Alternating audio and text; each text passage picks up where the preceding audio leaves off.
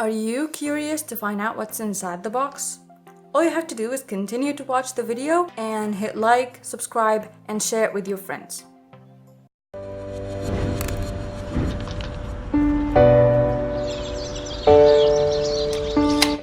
Hello people of the BookTube planet, I'm Umayma and you're watching Book Squad. Since the beginning of time, there has been an ongoing dispute. Books versus movies. Which is better? Trying to settle this dispute, we have this box, and inside it, there are pieces of paper with names of books and movies, and we'll go through them. So let's see what happens. The Great Gatsby. The movie did a pretty good job in being faithful to the book.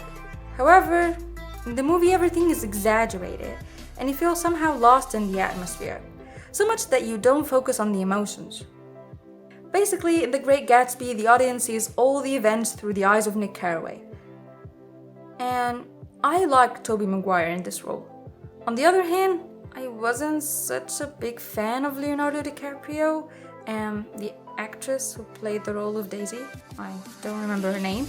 But I think the actor who played Tom Buchanan did an awesome job of being a despicable character that you instantly hate. All in all, I enjoyed both the movie and the book, so go check them out. Inferno. I'm a huge fan of Dan Brown's novels. You just can't put the book down until you finish it. Throughout the novel, you're like, the bad guy must be him? Nope. Then it must be her? Nope. And finally, Dan Brown drops the bomb and you're like, what?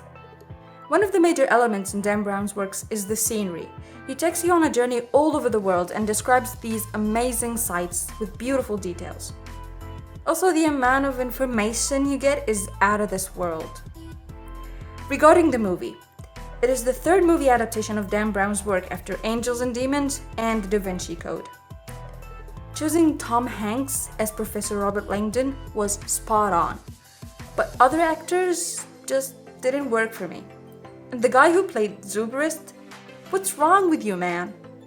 You're supposed to be developing a plague that could destroy the majority of mankind. Get your act together. In my opinion, the novel was way better than the movie. Charlie and the Chocolate Factory. My inner child just screamed when I saw the name of this novel. Charlie and the Chocolate Factory was one of the first English novels I've read, and I immediately fell in love with it. By the way, if you're still a beginner in English and would like to read, this is a great book to start with, and you can see my previous video on how to read books in English. I put a link to it in the description box. I found the movie fascinating. I mean, being inside a factory filled with all this chocolate is a fantasy for all people, not just me, right?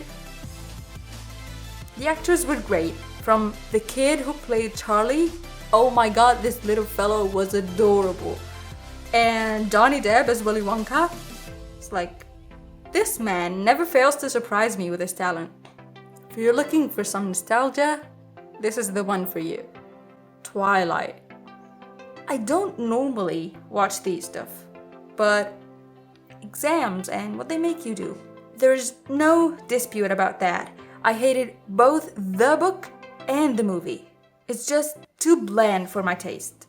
I felt uncomfortable watching the actors trying too hard to do their job. I didn't like the fact that the book changed the nature of vampires. Vampires are supposed to be terrifying. They are not sparkly. Tell me, do you dream of being a vampire? This is how we're represented. Unbelievable. Moving on to Bella, the heroine. She's always rescued by others. She can't make a decision on her own. What an amazing example to give to young women. I'm putting it out there. Don't watch the movie or read the novel. You'll just waste your time.